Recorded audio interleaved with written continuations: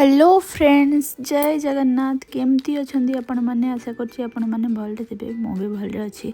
तो आज होची रेसिपीर ना होची सागु खीरी। बहुत ही स्पेशल आज होची शिवरात्रि, तो मु आज बनैली खाइबारे सागु खीरी।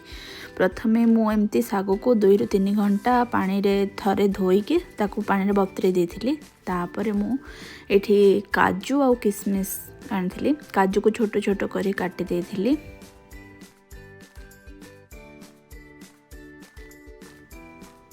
काजू एमती छोटो छोटो काटिला परे मु गोटे पैन बसैथिली। पैन गरम होला परे सेथिरे 2 चम्मच घियो नेथिली। घियो गरम होला परे सेथिरे मु छोटो छोटो काटिथिबा काजू आ किशमिश को भाजी देथिली।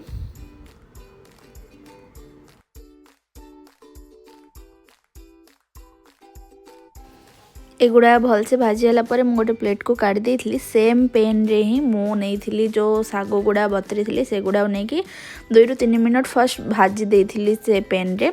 तापरे मु सेथिरे 2 कप पानी देकी सागो को फुटीबा को देथिली। सागो पूरा भल से ट्रांसपेरेंट होला जे मु ताको फुटेइथिली पानी रे।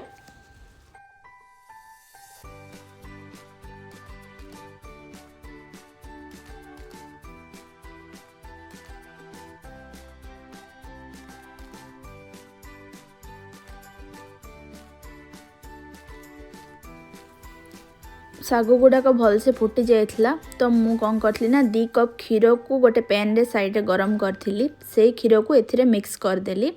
मिक्स कला परे 7 ରୁ 8 क्षीर मु पकैथिली केसर।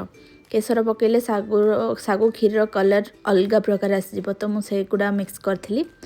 तापरे याको फुटीबा को दे देथिली। भल से फुटिला परे यार कलरटा चेंज हो जाइथिला खीर रो। वर्तमान मु एथिरे हाफ कप चीनी नेथिली। चीनी को मिक्स करथिली। मिक्स कला परे सेडा को भी फुटिबा पई 4 ରୁ 5 मिनट छाड़ देथिली।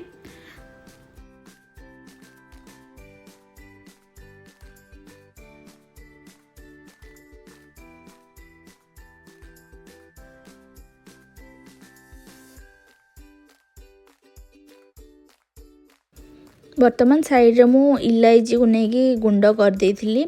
ए गुंडटा को मु खीरी रे शेष रे पकेबी। खीरी पूरा फुटी जाइथिला चीनी पकेकी। तो एबे मु ड्राई फ्रूट्स जहाँ जो भाजी की रखिथिली से गुडा को पके देथिली। तापरे इलायची को पके देकी याको मिक्स कर देथिली। खीरी वर्तमान हमर बनी की रेडी हो जाइछि। आपण मन भी निश्चय रेसिपीटा को ट्राई करंतु। आ केमती लागला मते कमेंट रे जणांतु। आ जदी आपण मो चैनल रे नुवा अछंती तो please do like share subscribe to my channel रहिली।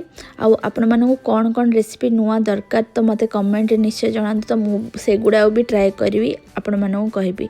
रहिली। जय जगन्नाथ।